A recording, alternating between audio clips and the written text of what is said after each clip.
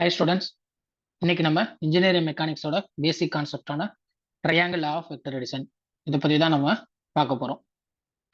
இப்போ ரெண்டு வெக்டார்ஸ் இருக்கு, ஏ வெக்டார் அண்டு பி வெக்டார். இந்த மாதிரி ரெண்டு வெக்டார்ஸ் இருக்கு, வேற வேற டைரக்ஷன்ஸ்ல இருக்கு. இப்போ இந்த ரெண்டு வெக்டாரை எப்படி நம்ம கூட்டுறது அப்படிங்கிறத பற்றி தான் பார்க்க போகிறோம்.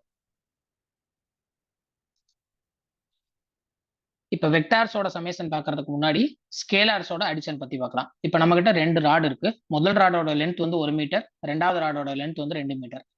முதல் ராடோட மாஸ் வந்து 2 கிலோகிராம், ரெண்டாவது ராடோட மாஸ் வந்து 4 கிலோகிராம். இப்ப ரெண்டு ராடுகளோட லென்த்தை கூட்டுறது வந்து ஈஸி. L1 பிளஸ் L2 அதே மாதிரி M1 பிளஸ் M2 இந்த மாதிரி லென்த்தையோ மாசையோ தனித்தனியா கூட்டுறது அப்படின்னா ஈஸி.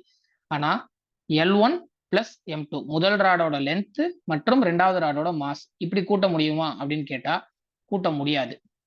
அதேதான் இப்ப ஸ்கேலார்ஸா இருக்கும் போதும் A, B அப்படின்னா அது ரெண்டுமே சேம் யூனிட்டா இருக்கணும் அல்லது சேம் பிசிக்கல் குவான்டிட்டி இந்த மாதிரி இருக்கிறத மட்டும்தான் நம்ம கூட்ட முடியும்.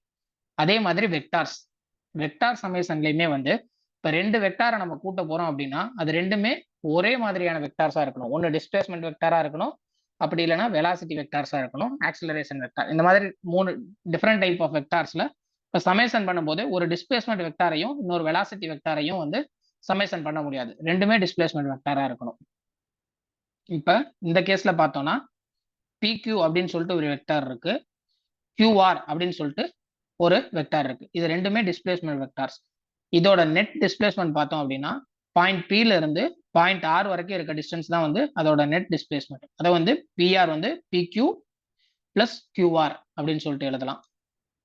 இதை ட்ரையாங்கிள் ஆஃப் வெக்டர் அடிஷன் அதுல எப்படி சொல்றாங்க அப்படின்னா PQ அண்ட் QR இது ரெண்டும் ரெண்டு சைட்ஸ் ஆஃப் த ட்ரையாங்கிள் அப்படின்னு எடுத்துக்கிட்டோம்னா அதோட மூணாவது சைடு வந்து ரிசல்டன்ட்டை கொடுக்கும். அதுதான் வந்து triangle of vector addition. Two sides of the triangle represents two vector taken in the same order. PQ and QR இது ரெண்டும் ரெண்டு சைட்ஸ் ஆஃப் த ட்ரையாங்கிள், ரெண்டு வெக்டார்ஸ் எடுத்திருக்கோம், ரெண்டுமே சேம் ஆர்டர்ல எடுத்திருக்கோம். அப்ப third side of the triangle taken in the opposite order represents the vector sum of the two vectors. Opposite ஆர்டர்ல இந்த PR வெக்டார் வந்து PQக்கும் QRக்கும் ஆப்போசிட் டைரக்ஷன்ல இருக்கும். இதே PQ அப்படின்னு சொல்லிட்டு ஒரு வெக்டார் இருக்கு, அதே மாதிரி QR அப்படின்னு சொல்லிட்டு ஒரு வெக்டார் இருக்கு. இப்ப மூணாவது வெக்டாருமே வந்து இதே டைரக்ஷன்ல இருக்கு அப்படின்னா RP இந்த வெக்டார். சோ PQ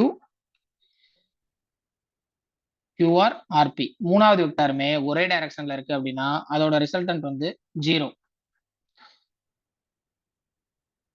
சரிங்களா? மூணாவது வெக்டர் வந்து ஆப்போசிட் டைரக்டர்ல இருந்தாதான் அதோட ரிசல்டன்ட் வந்து இது ரெண்டோட சமேஷன். இப்ப ட்ரையாங்கிள் ஆஃப் வெக்டர் அடிஷனோட இப்ப இந்த மாதிரி ஒரு பாலிகன் இருக்கு.